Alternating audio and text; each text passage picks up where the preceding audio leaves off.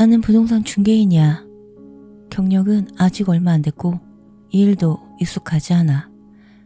지금 우리가 맡고 있는 이 집은 은행 의뢰로 정리 중이야. 이틀 전에 처음 이 집을 넘겨받았는데 전 세입자가 죽거나 사라졌을 경우엔 그 사람의 소지품들이 그대로 남아있는 경우가 종종 있어. 법적으로는 이제 은행 소유라 새 집주인한테 넘기기 전까지는 우리가 관리를 해야 하거든.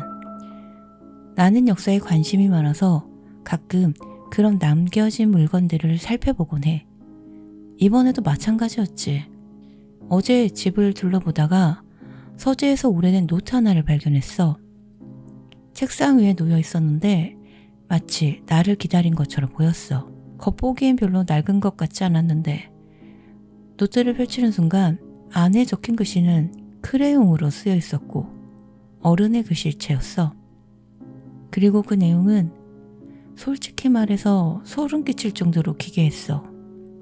나는 상사에게 이걸 경찰에 넘기자고 했지만 그 사람은 단칼에 거절했어. 소설 같은 거 가지고 시간 낭비하지 마. 그게 맞을 수도 있지. 아마. 하지만 혹시 모르니까 여기에 그 내용을 기록해 두려고 해. 혹시 누군가에게라도 도움이 될 수 있을지도 모르니까. 내 이름은 크리스, 26살이고 전직 IT 기술자야. 가족으로는 엄마, 아빠, 여동생, 그리고 반려견 버디가 있었지. 예전엔 나도 아파트에 살았고 나만의 삶이 있었어. 지금은 그녀의 벽 속에서 살아. 그녀의 벽 속에서 살기 전 나는 그저 살기 바빴어. 정확한 이유는 말하지 않겠지만 그 일로 나는 직장을 잃었고 곧 집도 잃게 됐지. 물론 가족에게 손을 내밀 수도 있었어. 그랬어야만 했어. 하지만 나는 늘 고집센 놈이었고 뭐든 내 힘으로 해결하려고 했지. 우리 가족은 부자가 아니야. 나는 그들에게 짐이 되고 싶진 않았어. 내가 조금만 버티면 다시 일어설 수 있을 거라 믿었지. 그건 내가 생각했던 것보다 훨씬 어려웠어. 매일 밤 거리에서 쪼그려 자거나 쉼터에 몸을 숨기고는 가방을 가슴에 꼭 껴안고 잠들었어. 누군가에게 뺏길까봐, 내 모든 걸 잃을까봐 겁났거든. 몸은 추위에 굳었고 마디마디가 쑤셨지. 어떤 이불이나 햇볕으로도 그 속까지 파고든 통증은 가실 수 없었어. 나는 알코올에 의지했고 점점 약에도 손을 댔어. 그건 6번가 쉼터에 있던 할머니한테 얻은 리스트로 구한 약이었어. 내가 도움이 정말 필요했을 때쯤 이미 너무 깊숙이 망가져 있었지. 그 집을 처음 본 건 우연이었어. 새 구역을 돌아다니며 구걸자리를 찾던 중이었는데 그 집은 오래된 빅토리아풍 타운하우스였어. 하얀 외벽, 푸른 테두리, 커튼이 들여온 창문. 무엇보다 지하실로 이어진 창문이 열린 것처럼 보였어. 며칠 동안 그 주변을 지켜봤어. 아무도 들락날락하지 않았고 그 집은 마치 잊혀진 공간처럼 보였지. 술과 약물에 취한 상태였지만 나는 그래도 여전히 신중했어. 내가 원한 건 단 하나였어. 단 며칠간 쉴 수 있는 따뜻한 공간. 나는 훔칠 생각도 망가뜨릴 생각도 없었어.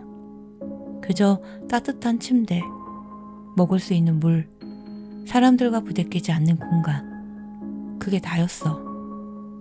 희망? 정말 오랜만에 느끼는 감정이었어. 이번이 내 인생의 전환점이 될 수도 있겠지. 그날 밤 지하 창문을 통해 나는 조심스럽게 집 안으로 들어갔지. 콘크리트 바닥 위로 떨어지는 순간 나는 살 수 있겠다 라는 희망을 품었어. 이 집에서 다시 컨디션을 회복하고 몸을 추스려 가족에게 연락도 하고 내 인생을 되돌릴 수 있을 거라 믿었어. 하지만 이제 와서 말할 수 있어. 그건 착각이었어. 이 집은 희망을 주는 곳이 아니라 희망을 갉아먹는 곳이었어. 나는 지하실에서 올라와 집을 둘러보기 시작했어. 곳곳에 먼지가 쌓여 있었고 발자국 하나 없이 조용했지. 텅 빈 오래된 공기. 마치 누군가 한참 전에 사라진 느낌이었어. 아무도 살지 않는 집 같은 느낌? 전체적으로 흔한 오래된 타운하우스 느낌이었어. 60년대쯤 스타일의 가구들, 베이지색 카펫, 거실 장식장 위엔 자잘한 장식품들이 놓여 있었고 복도엔 할아버지 시계가 있었지. 작동은 멈춘 지 오래돼 보였어.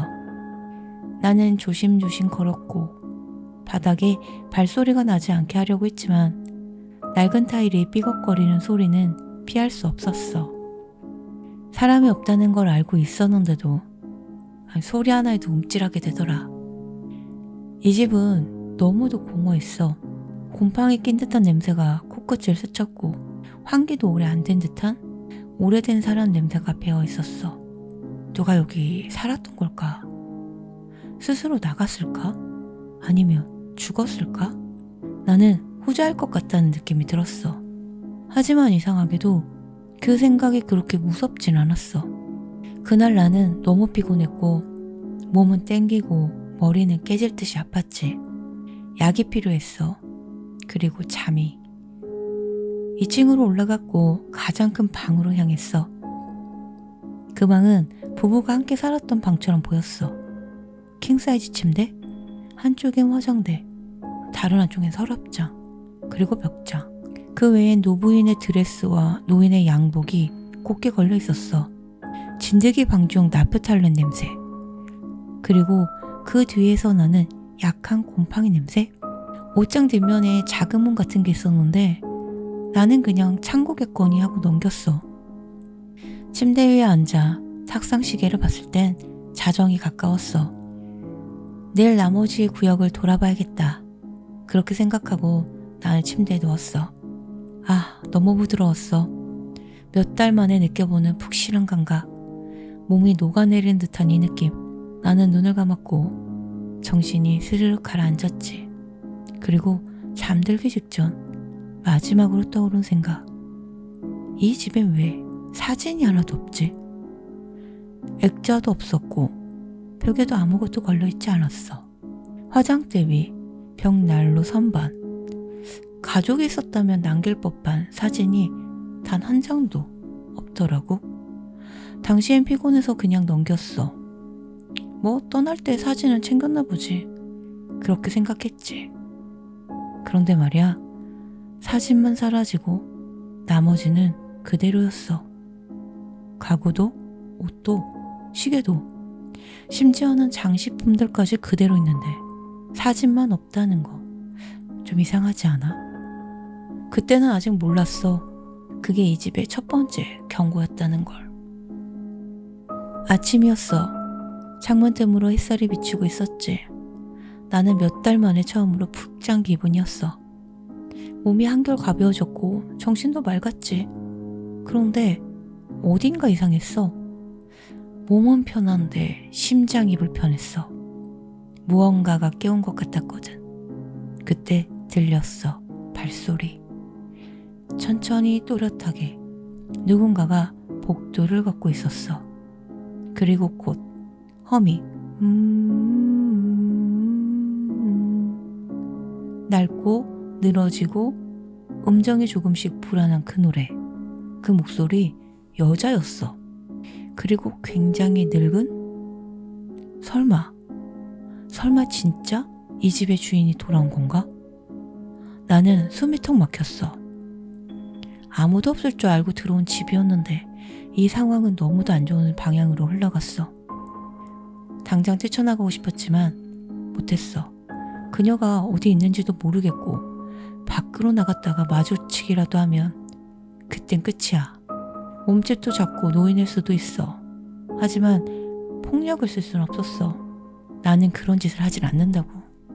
아무리 무너지더라도 사람을 해치는 인간은 아니라고 스스로에게 되뇌었지. 나는 눈을 돌렸어.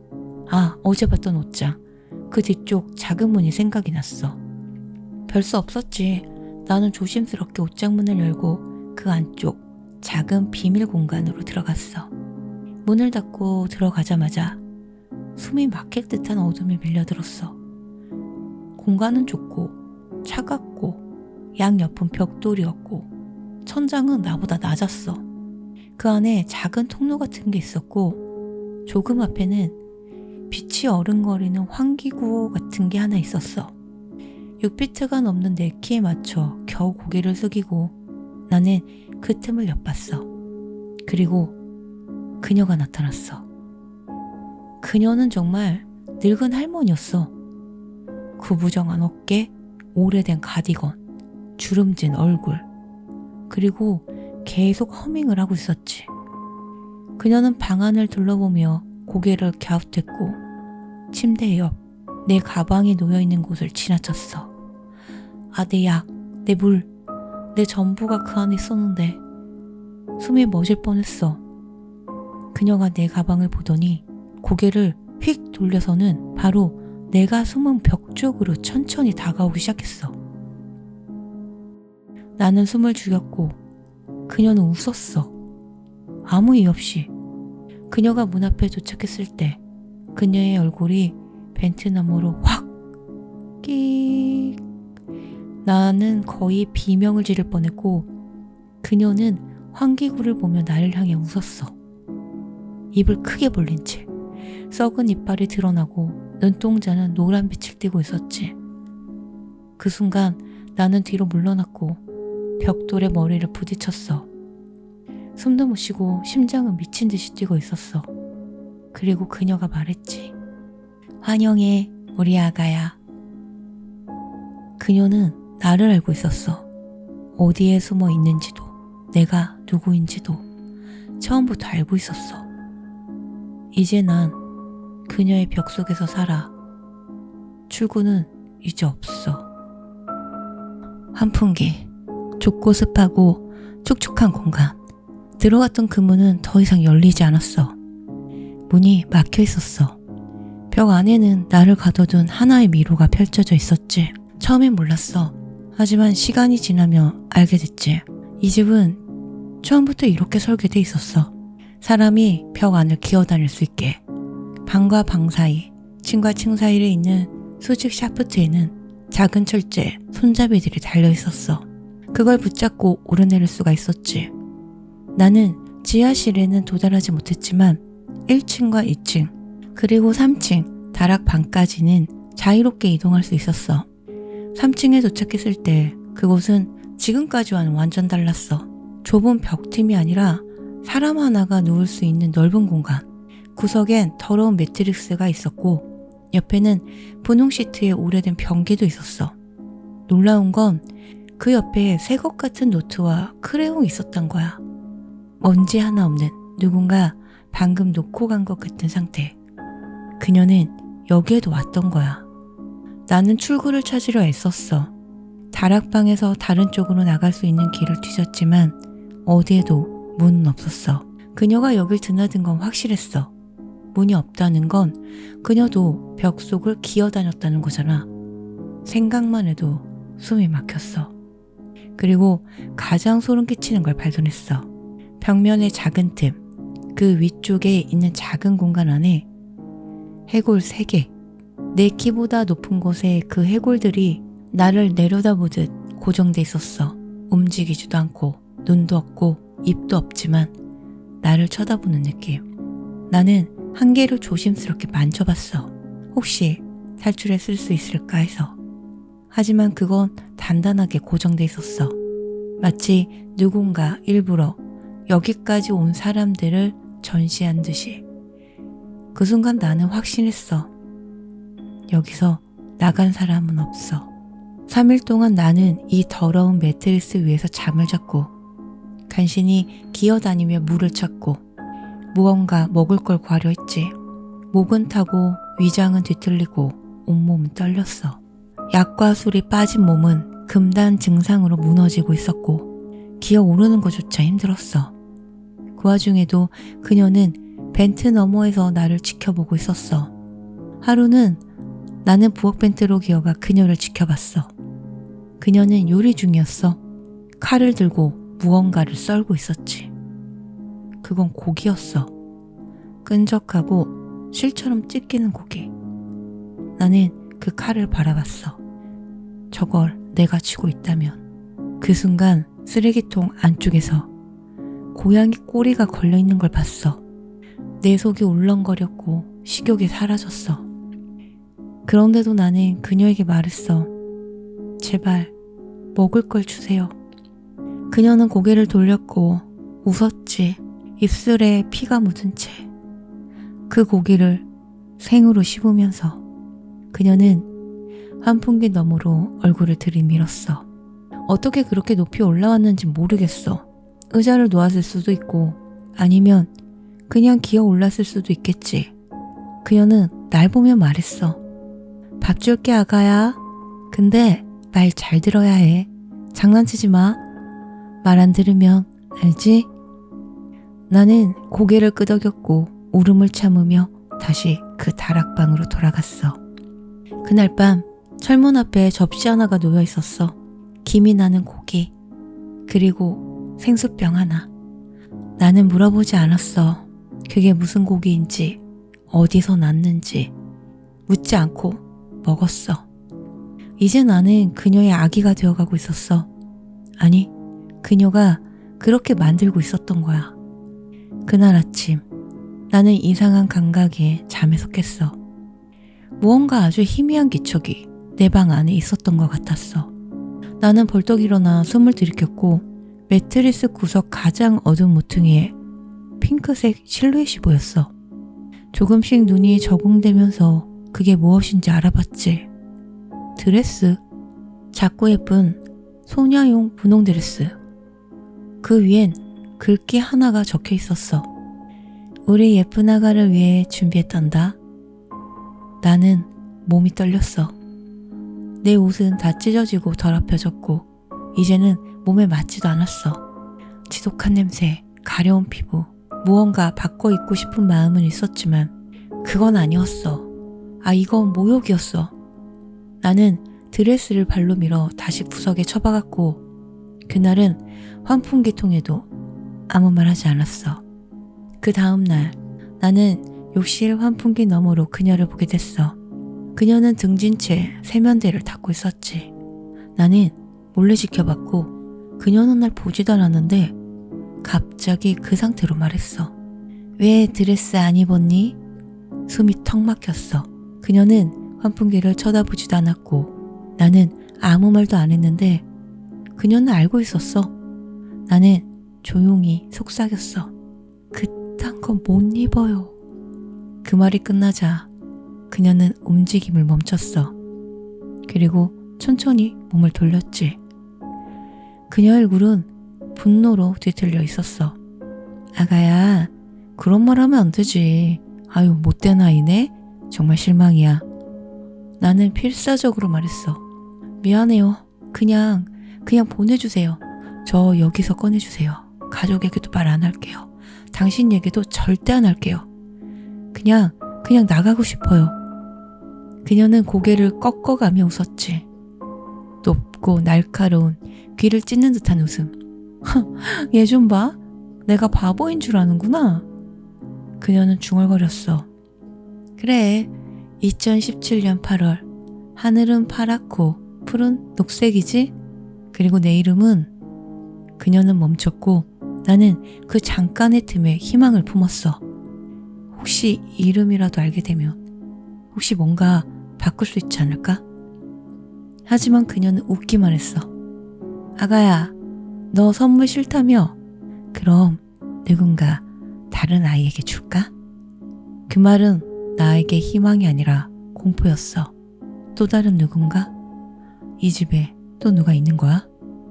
그녀는 방을 나갔고 그날 이후 나는 이 집 어딘가에 다른 존재가 있다는 생각을 떠칠 수가 없었어. 그날 밤 나는 확신했어. 누군가 내 벽 속 방에 들어왔었어. 나는 혼자가 아니었어. 더 이상. 그 이후로 나는 글을 쓰지 못했어. 두려워서. 눈을 떼는 순간, 펜을 놓는 순간 그녀가 다가올 것 같았거든. 그녀는 이제 모든 방에 있어. 어딜 가든 어느 벽이든. 그녀의 얼굴이 벤트 너머로 나를 지켜보고 있어. 그 눈, 날이 갈수록 더 미쳐가는 눈빛, 광기, 기대, 무언가를 기다리는 사람의 눈. 그녀가 뭘 원하는지 이제 조금 알 것 같아. 그녀는 단지 날 가둬두는 것만이 목적이 아니야. 그녀는 역할을 줘. 나를 길들여. 그리고 후계자를 만들어. 이 집 안에는 다른 존재들이 있어. 가끔 다른 목소리가 들려. 남자, 여자, 심지어 아이의 목소리도. 처음엔 잘못 들은 줄 알았어. 하지만 확실해.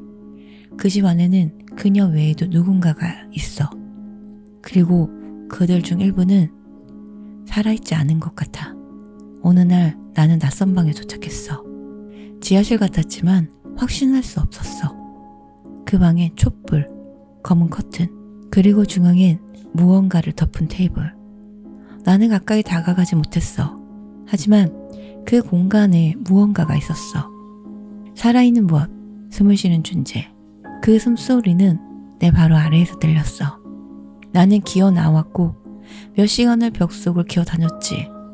어디가 어디인지도 모른 채. 그렇게 며칠이 지났어. 이제 먹을 것도 물도 주지 않아. 5일째야. 손발은 마르고 혀는 갈라지고 머리는 어지러워. 힘이 없어. 움직일 수도 없어. 그녀는 날 버렸어. 아니, 나를 기다리고 있어. 그녀는 항상 말했어. 아가야, 이제 네 차례란다. 이제 나는 알 것 같아. 내 차례가 뭔지. 이건 내가 남기는 마지막 기록이야. 혹시라도 이걸 발견한 사람이 있다면 제발 이 집에 들어오지 마. 이건 소설이 아니야. 장난도 아니고 환상도 아니야. 나는 여기 있어.